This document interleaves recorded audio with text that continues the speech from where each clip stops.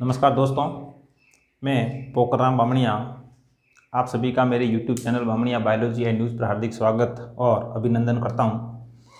आज हम रिवाइज करेंगे जीव विज्ञान कक्षा 12 का पाठ वंशागति का आणविक आधार। वंशागति का आणविक आधार, वंशागति मतलब हेरिडिटी, एक पीढ़ी से दूसरी पीढ़ी में लक्षण कैसे जाते हैं, उसके लिए कौन से अणु जिम्मेदार होते हैं, उसके बारे में डिस्कस करेंगे। सर्वप्रथम हम बात करते हैं न्यूक्लिक अम्ल। न्यूक्लिक अम्ल, तो पहला क्वेश्चन बनता है न्यूक्लिक अम्ल की खोज किसने की। तो न्यूक्लिक अम्ल की खोज करने वाले वैज्ञानिक थे फ्रेडरिक मिक्सचर, और इन्होंने जब खोज की थी तब इन्होंने इसका नाम दिया न्यूक्लिन। क्या नाम दिया? न्यूक्लिन। अब न्यूक्लिन नाम क्यों दिया? क्योंकि यह न्यूक्लियस के अंदर पाया जाने वाला पदार्थ था। तो न्यूक्लियस या केंद्रक के अंदर यह पाया जाता था, इस वजह से इसका नाम क्या रखा गया? न्यूक्लिन। तो बात यह आती है कि न्यूक्लिक अम्ल किसने कहा। इसको न्यूक्लिक अम्ल कहने वाले वैज्ञानिक थे अल्टमान। अल्टमान ने है वो इसको न्यूक्लिक अम्ल नाम दिया। और ये जो न्यूक्लिक अम्ल है ये ही हमारे शरीर के अंदर वंशागति के लिए उत्तरदायी पदार्थ होते हैं। न्यूक्लिक अम्ल हमारे शरीर के अंदर दो प्रकार के होते हैं, डीएनए और आरएनए। डीएनए और आरएनए। तो यहाँ पर छोटा सवाल बन सकता है, डीएनए की फुल फॉर्म क्या है और आरएनए की फुल फॉर्म क्या है। तो डीएनए की फुल फॉर्म है डीऑक्सीराइबोज न्यूक्लिक अम्ल। डीएनए की फुल फॉर्म है डीऑक्सीराइबोज न्यूक्लिक अम्ल। और यदि आरएनए की बात करें तो राइबोज न्यूक्लिक अम्ल। ये इनकी फुल फॉर्म हो जाएगी। छोटा सवाल पूछा जा सकता है। अब ये जो दोनों ही हमारे शरीर के अंदर आनुवांशिक पदार्थ है, तो अधिकतर जीवों के अंदर जो आनुवांशिक पदार्थ होता है वो होता है डीएनए। अधिकतर जो जीव है उनमें जो आनुवांशिक पदार्थ होता है वो डीएनए होता है। लेकिन कुछ विषाणु ऐसे होते हैं जिनके अंदर आनुवांशिक पदार्थ के रूप में आरएनए पाया जाता है, जैसे एचआईवी और टीएमवी। एचआईवी हमें पता है इस विषाणु से कौन सा रोग होता है? एड्स रोग होता है। कौन सा रोग होता है? एड्स। और टीएमवी है ये एक टोबैको मोजैक वायरस है। Tobacco mosaic virus. तो ध्यान रखना है कि कौन से जीव है या कौन से विषाणु हैं जिनमें आरएनए आनुवांशिक पदार्थ के रूप में पाया जाता है। तो आरएनए किस में पाया जाता है? एचआईवी और टीएमवी के अंदर। बाकी जितने भी जीव हैं उन सभी जीवों के अंदर आनुवांशिक पदार्थ के रूप में क्या पाया जाता है? डीएनए पाया जाता है। अब हम यदि डीएनए के बारे में और डिस्कस करें, डीएनए का निर्माण किससे होता है, तो डीएनए की फुल फॉर्म हमने पढ़ी है डीऑक्सीराइबोज न्यूक्लिक अम्ल। इसमें क्या होगा? न्यूक्लियोटाइड का बहुलक। यह जो डीएनए होता है यह न्यूक्लियोटाइडों का क्या होता है? बहुलक होता है। न्यूक्लियोटाइड आपस में जुड़ते जाएंगे, पॉलीमर ऑफ न्यूक्लियोटाइड। तो जो न्यूक्लियोटाइड है उसका जो बहुलक होगा उसी को हम क्या कहते हैं? डीएनए। अब इसमें जो बहुलक होंगे तो इसको हम पॉलीन्यूक्लियोटाइड भी कह सकते हैं। डीएनए है वो पॉलीन्यूक्लियोटाइड होता है। अब ये न्यूक्लियोटाइड क्या है? न्यूक्लियोटाइड जो होते हैं न्यूक्लियोसाइड और फॉस्फोरिक अम्ल। न्यूक्लियोसाइड से जब फॉस्फोरिक अम्ल जुड़ता है बीच में बंध बनेगा फॉस्फोएस्टर बंध। जब न्यूक्लियोसाइड फॉस्फोरिक अम्ल से फॉस्फोएस्टर बंध के द्वारा जुड़ जाता है तो इसको हम क्या कहेंगे? न्यूक्लियोटाइड। क्लियर है? और जो ये न्यूक्लियोसाइड है इसका निर्माण कैसे होगा? तो जो न्यूक्लियोसाइड है इसका निर्माण होगा नाइट्रोजन क्षार और शर्करा। नाइट्रोजन क्षार और शर्करा, इन दोनों के बीच में कौन सा बंध बनेगा? ग्लाइकोसाइडिक बंध। नाइट्रोजन क्षार और शर्करा के बीच में ग्लाइकोसाइडिक बंध के बनने से किसका निर्माण होगा? न्यूक्लियोसाइड का निर्माण होगा। और नाइट्रोजन क्षार के बीच में कौन सा बंध पाया जाता है? हाइड्रोजन बंध पाया जाता है। अब हम इसमें बात करते हैं कि इसमें डीएनए के निर्माण में 3 घटक काम आते हैं। कितने घटक काम आते हैं? 3। सबसे पहले फॉस्फोरिक अम्ल। कौन सा अम्ल? फॉस्फोरिक अम्ल, H3PO4। नंबर 2 पर है शर्करा। अब यहाँ पर सवाल ये बन सकता है कि डीएनए और आरएनए के अंदर जो शर्करा पाई जाती है, पहली बात तो उनका नाम क्या है।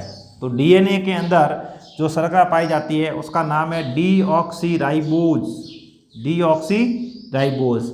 और यदि हम आरएनए की बात करें तो उसमें कौन सी शर्करा पाई जाती है, राइबोज शर्करा पाई जाती है। दूसरा कि इसमें कितने कार्बन होते हैं, ये जो दोनों शर्कराएं हैं डीऑक्सीराइबोज और राइबोज, दोनों शर्कराओं के अंदर कार्बन कितने होते हैं, 5 होते हैं। छोटा सवाल पूछा जा सकता है शर्करा के अंदर कितने कार्बन होते हैं या कितने कार्बन वाली शर्करा होती है। तो जो अनुवांशिक पदार्थ चाहे डीएनए हो चाहे आरएनए हो, उसमें जो शुगर होती है, शर्करा होती है, उसमें कितने कार्बन पाए जाते हैं, 5 पाए जाते हैं। डीएनए में कौन सी शर्करा, डीऑक्सीराइबोज शर्करा। आरएनए में कौन सी शर्करा, राइबोज शर्करा पाई जाती है। तीसरा जो घटक है वो है नाइट्रोजन क्षार, नाइट्रोजन क्षार। अब ये नाइट्रोजन क्षार 2 प्रकार के होते हैं, प्यूरिन और पिरिमिडीन। प्यूरिन और पिरिमिडीन्स 2 प्रकार के नाइट्रोजन क्षार होते हैं। प्यूरिन जो होते हैं ये 2 वलय वाले होते हैं, 2 वलय वाले होते हैं। पिरिमिडीन्स है, इसमें 1 वलय पाई जाती है। सवाल पूछा जा सकता है नाइट्रोजन क्षार कितने प्रकार के होते हैं, तो 2 प्रकार के, प्यूरिन और पिरिमिडीन्स। प्यूरिन में कितनी वलय होती है, 2। पिरिमिडीन्स में कितनी होती है, 1। प्यूरिन्स जो है, प्यूरिन के अंदर 2 नाइट्रोजन क्षार आते हैं, एक ए का मतलब एडिनिन और नंबर 2 ग्वानिन। तो एडिनिन और ग्वानिन ये 2 जो नाइट्रोजन क्षार है ये किस में आते हैं, प्यूरिन में आते हैं। इसमें सी का मतलब साइटोसिन, टी का मतलब थायमिन। साइटोसिन और थायमिन ये जो नाइट्रोजन क्षार है वो किस में आते हैं, पिरिमिडीन्स के अंदर आते हैं। अब यदि हम डीएनए और आरएनए की बात करें तो डीएनए और आरएनए में एक बेसिक अंतर होता है कि डीएनए के अंदर जो पॉलीन्यूक्लियोटाइड है उसकी डीएनए के अंदर 2 श्रृंखलाएं पाई जाती है, आरएनए के अंदर 1 श्रृंखला पाई जाती है। ये इनमें बेसिक अंतर है। इसके अलावा यदि हम और अंतर देखें तो डीएनए और जो आरएनए है उसमें प्यूरिन में तो दोनों में ही एडिनिन और ग्वानिन पाया जाता है, लेकिन पिरिमिडीन्स की बात करें तो क्या होगा, आरएनए के अंदर थायमिन के स्थान पर एक नाइट्रोजन क्षार पाया जाता है जिसका नाम है यूरेसिल। ये भी आरएनए और डीएनए के अंदर अंतर है। तो प्यूरिन तो दोनों ही पाए जाते हैं डीएनए और आरएनए के अंदर, लेकिन पिरिमिडीन्स है वो एक साइटोसिन है, वो दोनों में कॉमन रूप से पाया जाता है। लेकिन थायमिन डीएनए के अंदर पाया जाएगा और आरएनए के अंदर थायमिन के स्थान पर यूरेसिल पाया जाता है। अब इस तरह से हम ऐसे कह सकते हैं कि ये जो यूरेसिल है ये तो आरएनए में होगा, थायमिन है वो डीएनए के अंदर पाया जाता है। अब विभिन्न प्रकार के जो बंध है, अभी हमने यहाँ बात की न्यूक्लियोसाइड और फॉस्फोरिक अम्ल, इनके बीच में कौन सा बंध, फॉस्फोएस्टर बंध।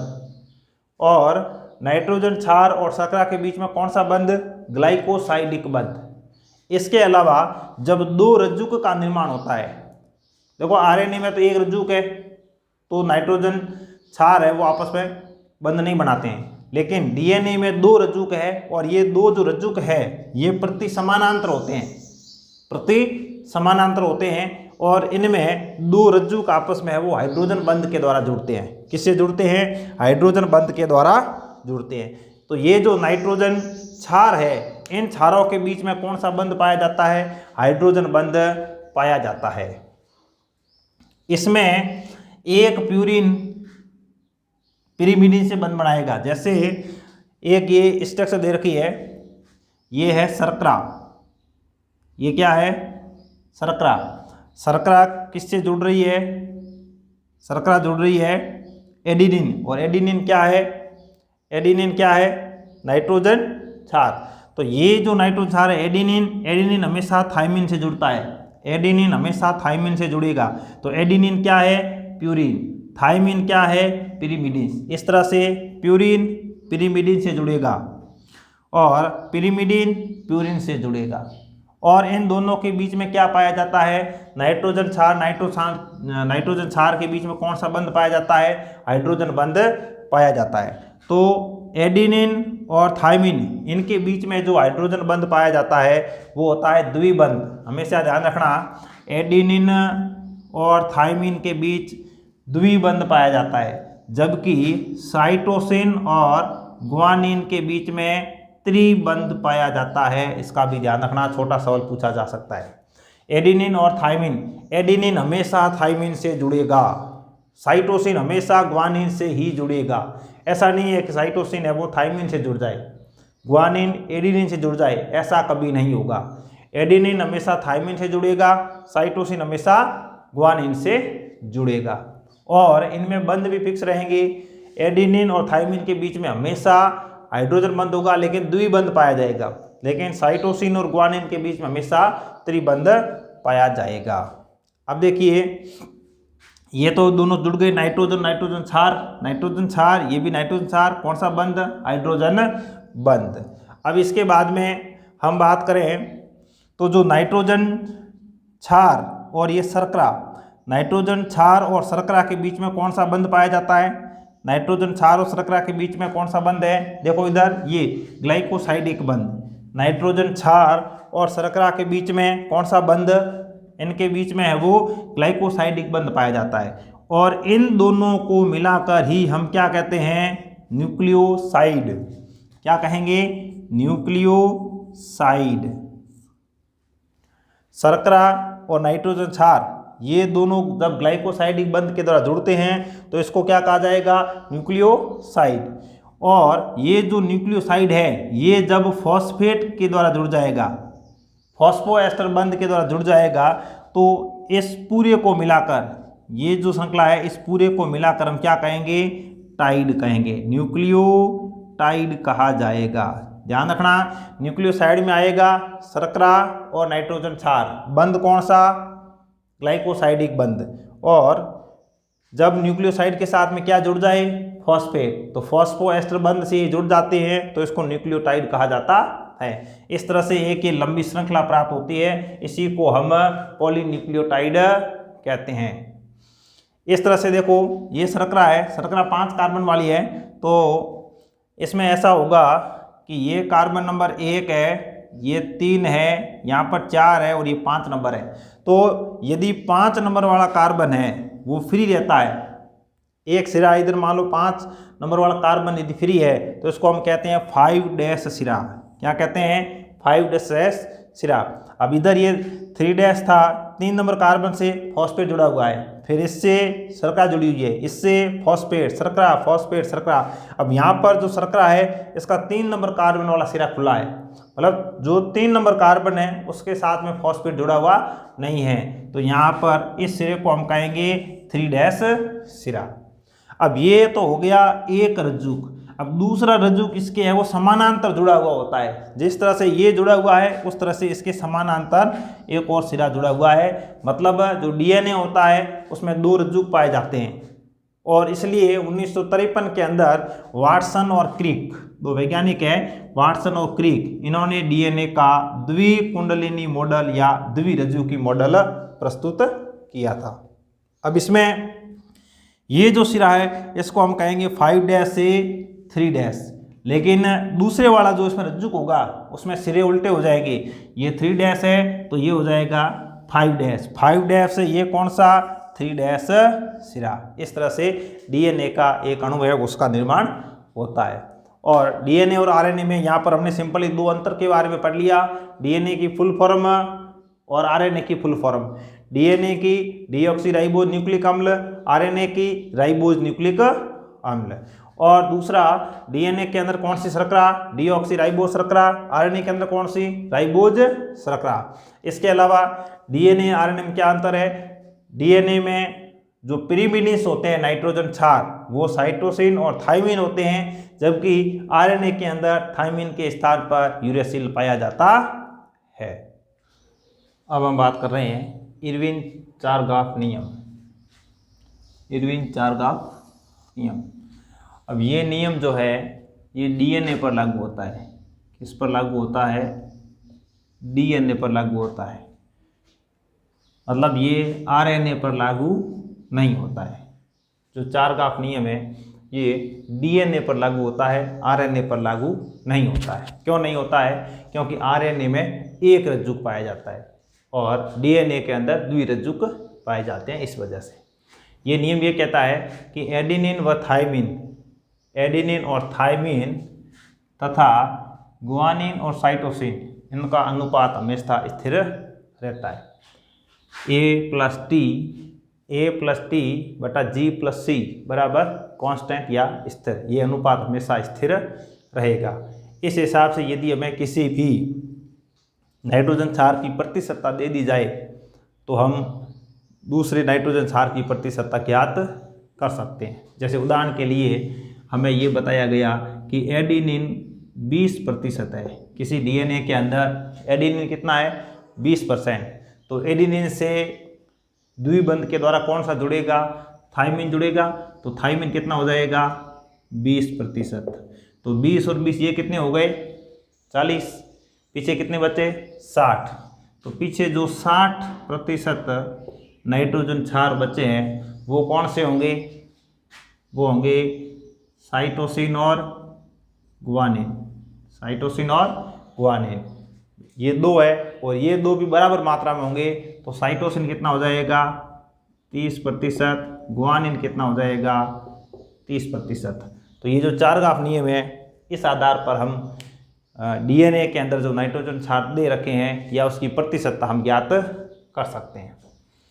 डीएनए की बात करें तो डीएनए में वैसे 2 श्रृंखलाएं होती है और ये दक्षिणावर्ती कुंडलित रहती है। डीएनए का जो रज्जुक है उसमें एक क्षारक युग्म के बीच में इतनी दूरी होती है, एक क्षारक युग्म के बीच में 0.34 नैनोमीटर दूरी होती है। बहुत ही अच्छा सवाल बन सकता है एग्जाम की दृष्टि से कि 2 नाइट्रोजन क्षारों के बीच की जो दूरी है वो कितनी है 0.34 मीटर। यदि ऐसे हमें कहा जाए कि 10 नाइट्रोजन क्षार है तो उनके बीच की जो दूरी है वो कितनी हो जाएगी 3.4 नैनोमीटर। 10 नाइट्रोजन क्षार है उनकी लंबाई कितनी हो जाएगी 3.4 नैनोमीटर। और जब 10 नाइट्रोजन क्षार की हम बात करते हैं, 10 नाइट्रोजन क्षार की यदि हम बात करते हैं तो उसको एक पिच कहा जाता है। क्या कहा जाता है पिच कहा जाता है। और एक पिच की लंबाई की बात करें तो कितनी होगी 3.4 नैनोमीटर। एक पिच में कितने नाइट्रोजन क्षार होंगे 10 और 2 नाइट्रोजन क्षार के बीच की दूरी कितनी है 0.34 नैनोमीटर।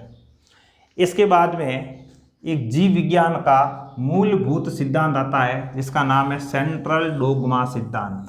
क्या नाम है सेंट्रल डोग्मा सिद्धांत। और यह सिद्धांत है वो जीव विज्ञान का मूलभूत सिद्धांत है, फंडामेंटल थ्योरी ऑफ बायोलॉजी। तो जीव विज्ञान का मूलभूत सिद्धांत किसे कहा जाता है सेंट्रल डोग्मा सिद्धांत को कहा जाता है। किस वैज्ञानिक ने प्रस्तुत किया फ्रांसिस क्रिक। कब किया 1958 के अंदर। अब ये जो सेंट्रल डोग्मा सिद्धांत है या जीव विज्ञान का मूलभूत सिद्धांत है इसमें हम क्या पढ़ते हैं, इसमें हम ये बात करते हैं कि जीवों के अंदर जो आनुवांशिक सूचनाएं हैं, जीवों के अंदर जो आनुवांशिक सूचनाएं होती है उनका जो बहाव है वो एक निश्चित क्रम में होता है। निश्चित क्रम कौन सा है डीएनए बनेगा पहले, तो फिर डीएनए से क्या बनेगा आरएनए बनेगा और आरएनए के बाद में आरएनए से क्या बनेगा प्रोटीन बनेगा। इनका जो बहाव है वो उसी क्रम में होगा। पहले डीएनए से डीएनए बनेगा, फिर डीएनए से आरएनए बनेगा, आरएनए से प्रोटीन का निर्माण होगा। तो इनकी या जो आनुवांशिक सूचनाओं का जो बहाव एक निश्चित दिशा की ओर होता है इसी को हम है वो सेंट्रल डोग्मा सिद्धांत कहते हैं। अब देखिए इसमें सबसे पहले डीएनए से किसका निर्माण, डीएनए से डीएनए का निर्माण। तो डीएनए से डीएनए का निर्माण क्या कहलाता है प्रतिकृति। परीक्षा में छोटा सवाल आ जाए प्रतिकृति क्या है, तो डीएनए से डीएनए का निर्माण क्या कहलाएगा प्रतिकृति, या इसको प्रतिकृतिकरण भी कह सकते हैं। अंग्रेजी में कहा जाता है रेप्लिकेशन। डीएनए से आरएनए का निर्माण, डीएनए से किसका निर्माण आरएनए का निर्माण, इसको क्या कहेंगे ट्रांसक्रिप्शन। अंग्रेजी में कहेंगे ट्रांसक्रिप्शन, हिंदी में इसको बोला जाएगा अनुलेखन। तो परीक्षा में छोटा सवाल आ जाए अनुलेखन तो परिभाषा क्या होगी डीएनए से किसका निर्माण आरएनए का निर्माण। अब ये जो आरएनए है इस आरएनए से यदि प्रोटीन का निर्माण हो तो इस प्रक्रम को क्या कहेंगे? ट्रांसलेशन या अनुवादन। छोटी परिभाषा पूछी जाए, अनुवादन क्या है, अनुवादन किसे कहते हैं, ट्रांसलेशन किसे कहते हैं, तो हमें सीधा लिखना है आरएनए से किसका निर्माण? प्रोटीन का निर्माण। तो आरएनए से प्रोटीन का निर्माण क्या कहलाएगा? अनुवादन कहलाता है। ये जो मूलभूत सिद्धांत है यह अधिकतर जीवों में है वो फॉलो होता है, लेकिन अपवाद स्वरूप कुछ विषाणु हैं। कुछ विषाणु कौन कौन से? HIV, TMV, पोलियो, इन्फ्लुएंजा, ऐसे कुछ विषाणु हैं जिनमें यह जो भाव होता है यह विपरीत दिशा में होता है। कैसे होगा? विपरीत दिशा में होगा। मतलब इसमें तो DNA से क्या बन रहा है? RNA बन रहा है। अब इसमें क्या होगा? विपरीत। RNA से क्या बनेगा? DNA का निर्माण होगा। तो विपरीत दिशा में होने के कारण इसको विपरीत प्रवाह कहा जाता है। क्या कहते हैं? विपरीत प्रवाह, रिवर्स फ्लो, विपरीत अनुलेखन। अब देखिए DNA से किसका निर्माण हो रहा है? RNA का। तो इस प्रक्रम को क्या कहेंगे? अनुलेखन। अब यहाँ पर क्या हो रहा है? RNA से DNA का निर्माण हो रहा है, मतलब उल्टा हो रहा है। RNA से DNA का निर्माण हो रहा है तो उसको हम कहेंगे विपरीत अनुलेखन। ये अनुलेखन है तो इसको हम कहेंगे विपरीत अनुलेखन। इसी को कहा जाता है रिवर्स डोग्मा। मतलब ये डोग्मा क्या कहता है? डोग्मा कहता है कि DNA से RNA का निर्माण होगा, लेकिन इसमें RNA से DNA का निर्माण हो रहा है, उल्टा हो रहा है, रिवर्स काम हो रहा है, इसलिए इसको रिवर्स डोग्मा कहा जाता है। और इसके बारे में किसने बताया था? टेमिन नामक वैज्ञानिक ने बताया था। किसने बताया था? टेमिन नामक वैज्ञानिक ने बताया था, इसलिए इसको टेमिनिज्म भी कहा जाता है या हिंदी में टेमिनवाद कहा जाता है। तो टेमिनवाद क्या है? टेमिनवाद है वो विपरीत अनुलेखन है। इसके अंदर DNA से किसका निर्माण होगा? RNA का निर्माण होगा। या हम ये कहें कि जो सेंट्रल डोग्मा सिद्धांत है उसके विपरीत क्या है? टेमिनवाद। तो इसमें RNA से DNA का निर्माण होता है। करते हैं DNA कुंडली पैकिंग की, मतलब एक कोशिका के अंदर DNA किस तरह से है वो पैक रहता है, या DNA की पैकिंग किस तरह से होती है। हमने थोड़ी देर पहले ये बात की कि दो नाइट्रोजन क्षार या क्षार युग्म के बीच में जो दूरी होती है वो होती है 0.34 नैनोमीटर। इसको हम ऐसे लिख सकते हैं 0.34 × 10⁻⁹ मीटर। और कुल क्षार युग्म कितने पाए जाते हैं? 6.6 × 10⁹ इतने क्षार युग्म पाए जाते हैं। और प्रत्येक क्षार युग्म के बीच में दूरी कितनी है? इतनी है। यदि हम इन दोनों का गुणा करेंगे तो टोटल DNA की लंबाई है वो आ जाएगी। DNA की कुल लंबाई बराबर, ये तो हो गया प्रत्येक क्षार युग्म के बीच की दूरी, और ये है कुल क्षार युग्म की संख्या, गुणा किया तो 2.2 मीटर DNA की लंबाई आती है। एक कोशिका के अंदर DNA की लंबाई लगभग कितनी है? 2.2 मीटर। अब ये उस DNA या उस केंद्र के अंदर DNA किस तरह से व्यवस्थित रहता है उसी को हम कहते हैं DNA कुंडली की पैकिंग। अब देखिए DNA ऋणावेशित होता है। क्यों होता है? क्योंकि इसके अंदर H3PO4 पाया जाता है, फॉस्फोरिक अम्ल पाया जाता है। इस वजह से DNA ऋणावेशित अणु होता है। और जब DNA की कुंडली की बात करेंगे, इसकी पैकिंग की बात करें, तो इसमें धनावेशित एक प्रोटीन पाई जाती है, इसको हिस्टोन कहा जाता है। क्या कहते हैं? हिस्टोन कहते हैं। धनावेशित प्रोटीन है, हिस्टोन कहा जाता है। बहुत ही इंपॉर्टेंट सवाल। ये हिस्टोन है वो अष्टक रूप में पाई जाती है। अष्टक मतलब 8 पार्ट से मिलकर बनी होती है। जिस तरह से हम बात करें, ये क्रोमेटिन है, गुणसूत्र है, तो इसमें जो ये अष्टक है, अष्टक माला में मन को रूपी व्यवस्थित होता है। ऐसे ये जो मन के होते हैं माला की, उस तरह से ये अष्टक इस तरह से व्यवस्थित होते हैं। हिस्टोन जो प्रोटीन है, इसके अंदर 2 अमीनो अम्ल की अधिकता होती है। बहुत इंपॉर्टेंट सवाल बन सकता है, हिस्टोन के अंदर कौन से अमीनो अम्लों की अधिकता पाई जाती है? तो लाइसिन और आर्जिनिन। अब जो धनावेशित अष्टक है, धनावेशित अष्टक जो हिस्टोन प्रोटीन है, उसके चारों ओर है वो DNA, ऋणावेशित DNA है वो लिपटा हुआ पाया जाता है। इस तरह से धनावेशित हिस्टोन और ऋणावेशित जो ये DNA है, इसको मिलाकर हम क्या कहेंगे? न्यूक्लियोसोम। एक बॉल की जैसी संरचना प्राप्त होती है, इसी को न्यूक्लियोसोम कहा जाता है। क्रोमेटिन के अंदर एक भाग होता है NHC, इसको नॉन हिस्टोन क्रोमोसोमल प्रोटीन कहा जाता है। छोटा सवाल पूछा जाए NHC की फुल फॉर्म क्या है? NHC की फुल फॉर्म क्या है? तो non stone chromosomal protein. Chromatin के अंदर दो भाग होते हैं। जो भाग हल्के अभिरंजित होते हैं, जो हल्के अभिरंजित होते हैं उनको क्या कहते हैं? यूक्रोमेटिन कहा जाता है। और जो गहरे अभिरंजित भाग होते हैं इनको हेटेरोक्रोमेटिन कहा जाता है। हम डिस्कस कर रहे हैं अनुवांशिक पदार्थ की खोज। तो अनुवांशिक पदार्थ की खोज के बारे में यदि बात करें तो सबसे पहले वैज्ञानिक आता है ग्रिफिथ ने प्रयोग किए, उसको रूपांतरण प्रयोग कहा जाता है। कब किए थे? 1928 में। और कौन से जीवाणु पर प्रयोग किए थे, ये ज़्यादा इंपॉर्टेंट है। जीवाणु है स्ट्रेप्टोकोकस न्यूमोनी। Streptococcus pneumoniae. अब ये कौन सा रोग उत्पन्न करते हैं? ये है वो न्यूमोनिया रोग उत्पन्न करने वाले जीवाणु। न्यूमोनिया रोग उत्पन्न करने वाले जीवाणु होते हैं। तो स्ट्रेप्टोकोकस न्यूमोनी जीवाणु का नाम बहुत इंपॉर्टेंट है। जब ग्रिफिथ ने प्रयोग किया तब उसने क्या पाया कि इस जीवाणु के दो प्रभेद होते हैं, आर प्रभेद और एस प्रभेद। जो एस प्रभेद वाले जीवाणु होते हैं वो उग्र होते हैं, रोग उत्पन्न करने वाले होते हैं। ये अनुग्र होते हैं, किसी प्रकार का रोग उत्पन्न नहीं करते हैं। एस प्रभेद वाले जो जीवाणु होते हैं इनकी सतह है वो चिकनी होती है, या ये चिकनी कॉलोनी का निर्माण करते हैं। इनकी सतह है वो खुरदरी होती है।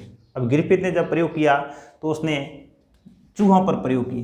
किसके ऊपर? चूहों के ऊपर प्रयोग किए। सर्वप्रथम ग्रिफिथ ने आर प्रभेद वाला जो जीवाणु है वो इंजेक्शन के द्वारा चूहे के अंदर ट्रांसफर किया, तो चूहा है वो जीवित रहता है। मतलब उसने रोग उत्पन्न नहीं किया, क्योंकि हमने यहाँ बात की ये अनुग्र प्रकार का है। लेकिन यदि एस प्रभेद वाले जीवाणु को चूहे में डाला जाता है तो चूहे की क्या हो जाती है? मृत्यु हो जाती है।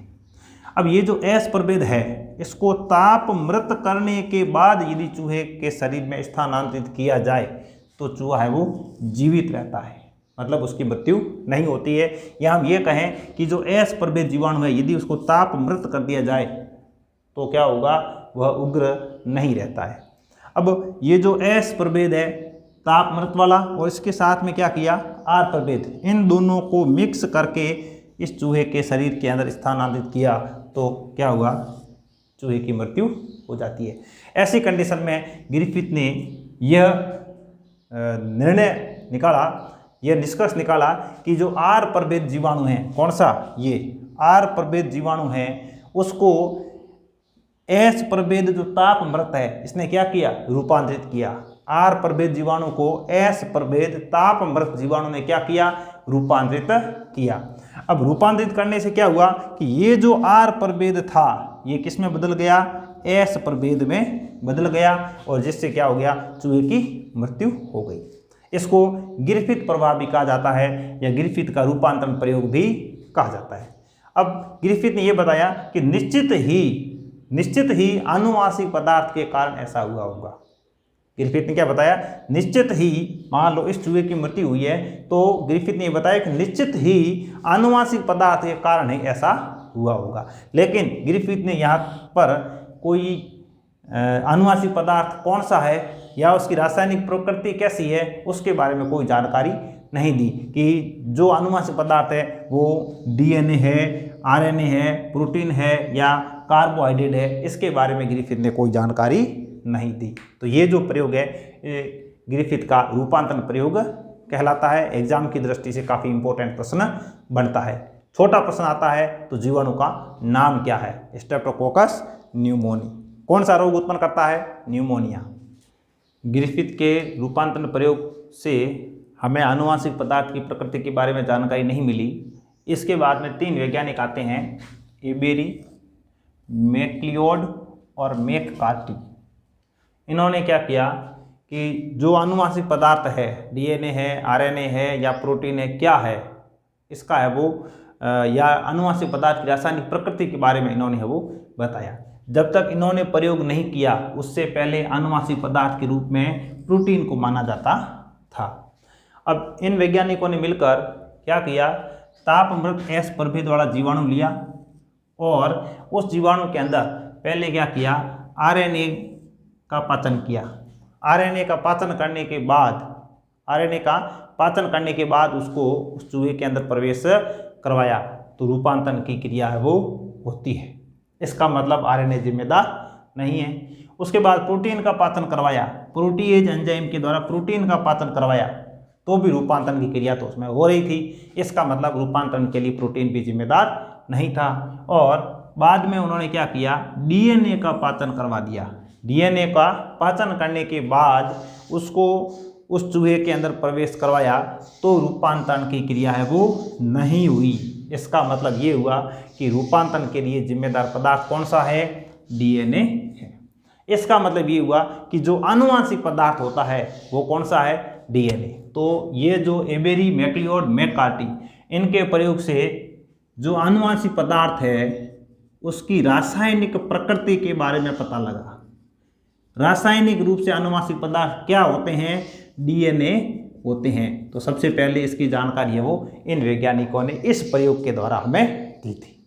लेकिन जैसे इन्होंने बताया कि इनकी रासायनिक प्रकृति है वो डीएनए होती है या डीएनए ही आनुवांशिक पदार्थ होते हैं, इस बात पर भी सभी जीव विज्ञानी सहमत नहीं थे। इसके लिए इसके जस्ट बाद में हर्शे और चेज, दो वैज्ञानिक आते हैं और इन्होंने डीएनए ही आनुवांशिक पदार्थ है इसका प्रायोगिक सत्यापन करने का कार्य किया।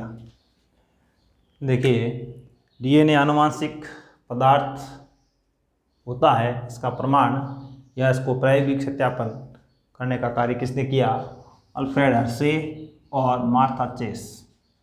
अल्फ्रेड हर्शे और मार्था चेस ने 1952 के अंदर डीएनए ही आनुवांशिक पदार्थ है इसका सुस्पष्ट प्रमाण दिया या इसको प्रयोगशाला में सत्यापित करके बताया। इन्होंने जो प्रयोग किए वो है वो जीवाणुभोजी पर किए थे। किसके ऊपर किए, जीवाणुभोजी के ऊपर, जिसको बैक्टीरियोफेज कहा जाता है। अब ये जो बैक्टीरियोफेज है ये बैक्टीरिया नहीं है, इस बात का ध्यान रहे। बैक्टीरियोफेज या जीवाणुभोजी क्या होते हैं, ये विषाणु होते हैं। क्या होते हैं, विषाणु होते हैं। और ऐसे विषाणु जो जीवाणुओं को क्या करते हैं, संक्रमित करते हैं। ऐसे विषाणु जो जीवाणुओं को संक्रमित करते हैं जीवाणुभोजी कहलाते हैं। अब इनमें क्या होगा, ये जीवाणुभोजी है, जीवाणुभोजी क्या विषाणु है, ये जीवाणुओं से चिपकते हैं। सबसे पहले चिपकने के बाद क्या करेंगे, विषाणु के अंदर जो आनुवांशिक पदार्थ है वो उस जीवाणु के अंदर क्या करेंगे, ट्रांसफर कर देंगे, जीवाणु कोशिका के अंदर डाल देंगे। और जीवाणु क्या करेगा, उस पदार्थ को अपना आनुवांशिक पदार्थ समझता है और उस आनुवांशिक पदार्थ की क्या करता है, कॉपी करता है और इस तरह से अधिक विषाणुओं का निर्माण होता है। तो ये जो मेथड है इसका उपयोग इसमें किया गया। वैज्ञानिकों ने अलग अलग जो बैक्टीरियोफेज है इनका संवर्धन अलग अलग करवाया।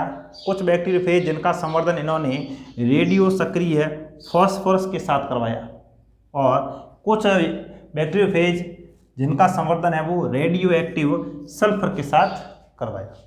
अब ये फास्फोरस है, हमें पता है फास्फोरस किसका घटक है, डीएनए का घटक है। तो लंबे समय तक फास्फोरस के साथ इसको जब संवर्धित करवाया तो ये रेडियो सक्रिय फास्फोरस किस में चली गई, डीएनए के अंदर। और डीएनए के अंदर जाने के बाद डीएनए कैसा हो गया, रेडियो सक्रिय। लेकिन इसका जो प्रोटीन था वो सामान्य प्रकार का रहा। इसमें जो प्रोटीन है ये बाहर का जो आवरण है ये प्रोटीन से मिलकर बना होता है। तो जो फास्फोरस था, सक्रिय फास्फोरस था, वो कहाँ चला गया, डीएनए के साथ में या अंदर केंद्र वाले भाग में। इसमें क्या हुआ, रेडियो सक्रिय सल्फर के साथ इसको संवर्धित करवाया। तो ये जो रेडियो सक्रिय सल्फर था, अब ये डीएनए में तो जाने से रहा, तो ये प्रोटीन के अंदर समाहित हो गया। तो प्रोटीन तो कैसा था, रेडियो सक्रिय सल्फर वाला था, लेकिन इसका डीएनए वो सामान्य था। अब इसको संक्रमित कराया इस जीवाणु से, इसका संक्रमण इस जीवाणु से करवाया। जब ये या हम ये कहें कि रेडियो सक्रिय फास्फोरस युक्त डीएनए वाला जब जीवाणुभोजी इसको संक्रमित करता है तो इसके अंदर जो डीएनए था वो इसके अंदर ट्रांसफर हो गया, दिख रहा है सामने। डीएनए तो इसका भी ट्रांसफर होता है लेकिन रेडियो सक्रिय नहीं है, रेडियो सक्रिय डीएनए यहाँ पर ट्रांसफर हो गया। अब देखो जो पदार्थ ये यहाँ ट्रांसफर हुआ है इसका मतलब इस दौरान कौन सा पदार्थ जाता है, डीएनए जाता है। यदि डीएनए नहीं जाकर इसका बाहर का आवरण जाता तो यहाँ पर ये कंडीशन होती। तो इस स्थिति में जो आनुवांशिक पदार्थ के अंदर रेडियो एक्टिव फास्फोरस था वो इस जीवाणु के अंदर पाया गया, जबकि इस जीवाणु में क्या हुआ, रेडियो सक्रिय सल्फर था और ये सल्फर कहीं इस जीवाणु के अंदर नहीं पाया गया। या हम ये कहें कि ये रेडियो सक्रिय सल्फर है वो बाहर ही रह गया। तो इस प्रयोग से ये स्पष्ट हो जाता है कि अनुवांशिक पदार्थ के रूप में किसका प्रयोग होता है, डीएनए का ही प्रयोग होता है। तो इस तरह से ये 2-3 प्रयोग इस पार्ट में बहुत इंपॉर्टेंट है और बोर्ड एग्जाम की दृष्टि से 3 जो प्रयोग है इसमें से कोई एक प्रयोग है वो आपके एग्जाम में पूछा जा सकता है, बाकी छोटे बड़े कई सवाल इसमें बनते हैं। तो आप सभी से निवेदन है कि ये जो वीडियो है इसको फास्ट आप रिवाइज करें, छोटे और बड़े सभी प्रश्न है वो यहाँ से क्लियर होने वाले हैं। आज के लिए बस इतना ही, धन्यवाद।